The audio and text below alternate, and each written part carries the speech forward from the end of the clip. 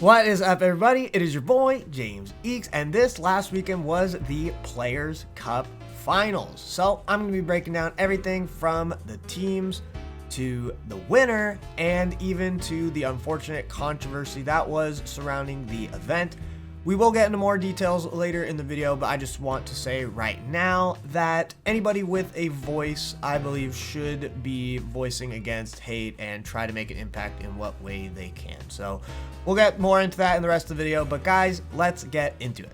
So guys, let's just do a quick little breakdown of what the Players Cup format was. So in the May International Challenge, the top 256 players from North America, Europe, and Latin America qualified to the next round, and the top 128 players from Oceania, which unfortunately was pretty much just Australia with their rules, would then make it to the next round.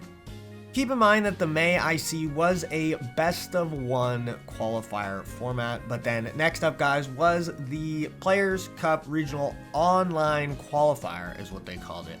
And it happened in July over 3 separate weekends. So the first weekend took all the players down to 64 in each region, and then the next weekend took it down to 16 in each region, and then finally ending at a top 4 in each region, which would total 16 players, but Oceania only got 3 players in, and then the final player who qualified was through the Players Cup Kickoff Invitational, where Alessio Yuri Boschetto ended up winning that, and he secured the 16th spot.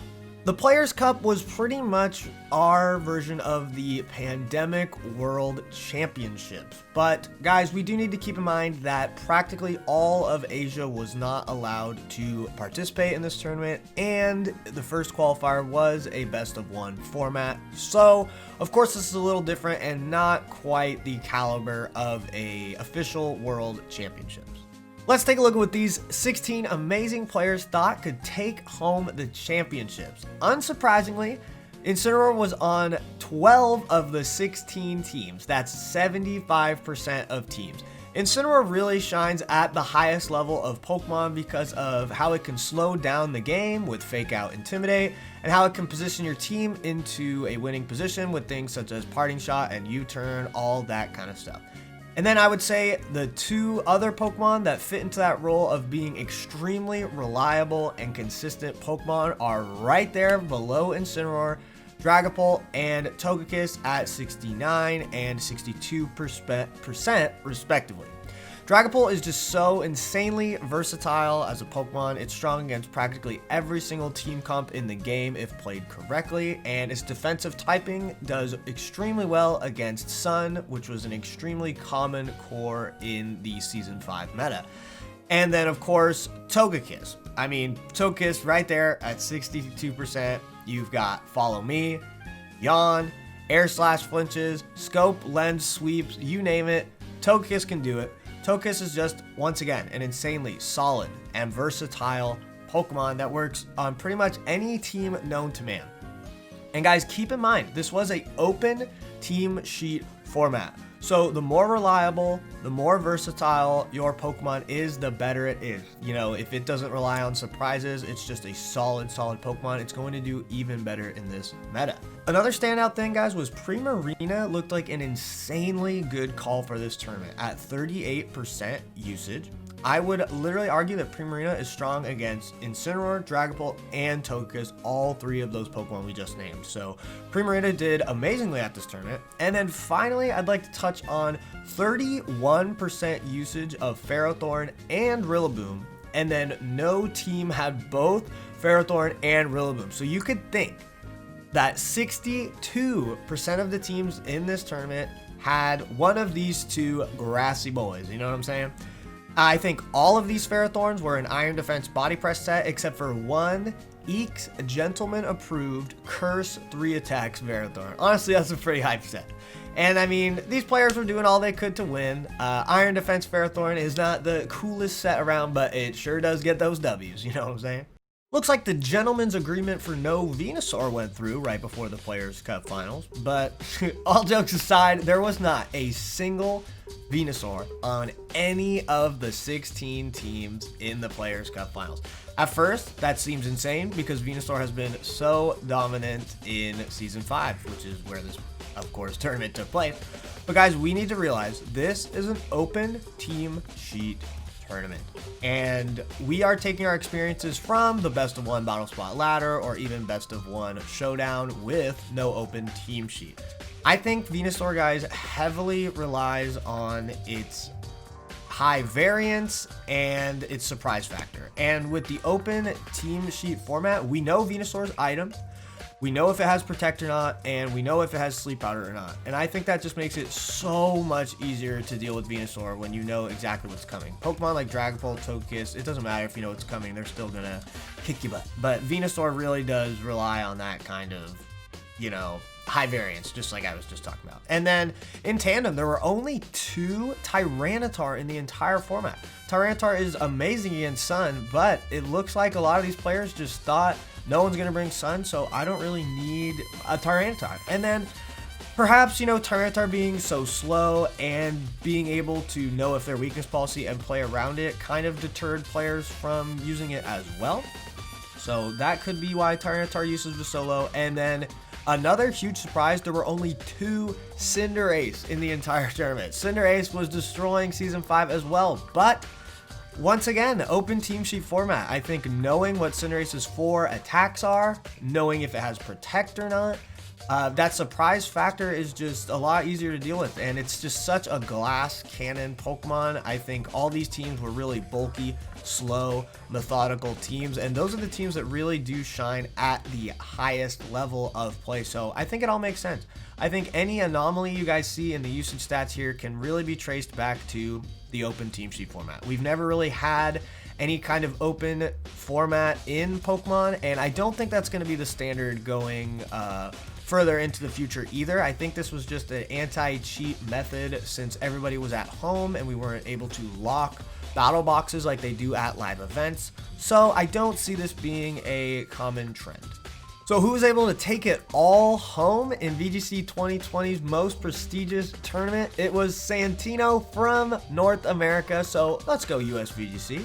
Everyone knew to be afraid of Santi and his G-Max Colossal. He has been perfecting and using G-Max Colossal for an extremely long time, and even with that, even with everybody knowing he's going to bring it and knowing that they need to prepare for it, Santi was one step ahead, built an insanely great team, and just destroyed everybody. He only lost 3 games in the entire Players' Cup bracket, all the way from the top 256 in North America. So an absolute monster, dude.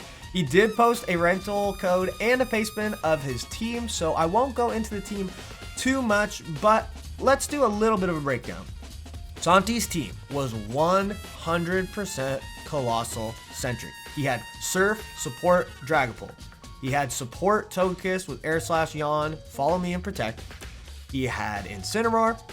He had Aqua Jet, Water, Rapid Strike, Urshifu, and then a Choice Band Rillaboom to deal with all the water and ground Pokemon that are so good against Colossal.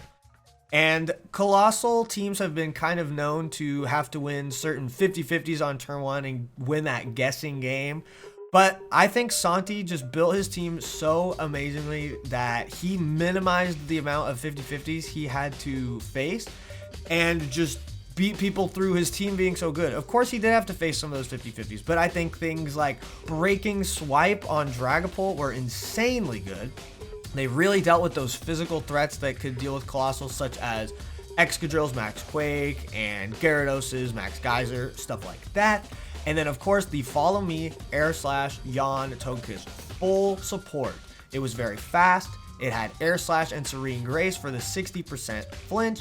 And then, just like I touched on, the Choice Band Rillaboom to deal with the water and ground types that Colossal really doesn't want to deal with. So this was literally a beautifully built team by Santi. And you could just see it in his play with how confident he was that he has put in so much time, so much work perfecting how to play with this team and how this team operates. So Santi is the Players Cup champion, baby. So huge congratulations to him. Unfortunately, there was a huge controversy going on during the Players Cup that needs to be addressed. Now, if you watched the Players Cup live and looked at the chat for any longer than 5 seconds, chances are you probably saw this name in chat in one form or another: Conan. Conan Thompson is an American VGC player who has been playing for many years. He top cut the World Championships in 2016. He won a regional in 2015, etc. So his accolades have made him very notorious in the community. You know, he's a pretty big figurehead, right? And about a month ago, it came out that Conan was one of the users on a Twitter account called Bowtie VGC2. This account was a parody account that did nothing but harass people in the Pokemon community on their looks, their race, and their sexual orientation. It was just spreading and perpetuating hateful, homophobic, transphobic, and honestly racist behavior. There is a Google document, guys, that somebody compiled showing many of these disgusting tweets and confirming his affiliation with the account, so I will include that in the description below. Conan also, guys, never truly owned up to his actions. He was trying to shift the blame by saying things like he doesn't know if he tweeted those specific tweets because there were many users on the account. And then he would just say things like they were jokes, and people who really know me know that I am not a racist bigot. Now, this all ties into the Players Cup because Conan qualified for the Players Cup finals by getting top 4 in North America. The Players Cup finals matches were pre-recorded 2 weeks ago before the actual stream broadcast that we just had this last weekend. This was more than enough time for TPCI to remove Conan from the tournament and to have whoever he beat in the qualifier fill up that 16th slot, or they could have made some other solution to fill up the 16th slot to keep it an even 16-man bracket. So there was plenty of time for them to change that. Conan's actions affected many people in the community negatively, and they are directly against, the Play Pokemon standards of conduct and the Play Pokemon equality, equity, diversity, and inclusivity policy. Yet, the Pokemon Company International did next to nothing. What they did do is they did not show a single one of his matches during the Players Cup finals, where he ended up getting all the way to 4th place. So we actually could not watch the losers semifinals of the tournament. And many believe, myself included, that this was not enough of a punishment. They actively chose not to remove him after these things came to light. If it was not clear, guys, I am 100% for banning Conan from VGC events for some allotted amount of time. He needs to be held responsible for his actions, and we need to show that these kinds of attitudes, behaviors, and people don't belong in our VGC community. But due to these unfortunate circumstances, guys, the live chat of the Players Cup broadcast became an absolute shit show, pretty much, of just messages saying ban Conan, Conan is a racist, F Conan, etc., and leaving a trail of this message has been deleted by the moderators. And I believe TPCI's decision was wrong, guys. Keeping Conan in the tournament, it was wrong. But this was a pre-recorded event. Nothing said in chat could change any outcome of the event whatsoever. I feel like taking the entirety of the event and making it all about Conan and his horrible actions was disrespectful to all the players that worked so hard to get to this stage of the tournament. If you guys feel so strongly about Conan's removal, which you should, you can send a support ticket to TPCI about the situation and hope that they do take action. I will leave that link below, how to send a support ticket. And the thing that just really irks me about this is this was quite possibly our equivalent of a World Championships here in 2020. This event is where all these players from around the world have worked so hard to achieve. It's a culmination of months and months of practice, and one of the most memorable things about this event was chat negativity. Whenever there was a high play or something insane happened, dude, I'd minimize my full screen and go to check the chat instinctively, right? And I would see a few reactions to the game mixed in between deleted messages from mods and new ban Conans, okay? Live chat during competitive events can be super interactive, super fun, especially especially during quarantine where we're all at home and we can't be watching this with friends and at the venue in person, all that kind of stuff. We all want VGC to grow, guys. We want it to foster new players, but imagine someone's first time clicking on a Pokemon stream. It's their first time they want to watch a competitive event, and all they see is that in chat the entire time, what the chat looked like. Very quickly into the broadcast, I realized that the chat was not salvageable, and every time I looked at it, it brought down the mood, it brought down the hype. It just honestly made me depressed just looking at it. Just when there's so much negativity flying around, like it affects me, and it probably affects other people. So there's no way TPCI didn't notice all these messages, of course. So in that way, the toxic chat takeover was effective, but I still feel like this entire situation was handled pretty poorly, and it kind of ruined one of the most prestigious events of the year by both parties, guys, both chatter and TPCI alike. Well, guys, that is going to wrap it up from your boys' coverage of the Players' Cup Finals. Shoutouts to all the commentators and the production crew who worked on the Players' Cup for your guys' hard work. I appreciate you guys. The Players' Cup was super cool. It was amazing that we could have some kind of event like this during, what's going on in the world. So thank you to everybody out there. This has been your boy. I love you guys, and I will see you guys next time. Peace, everybody.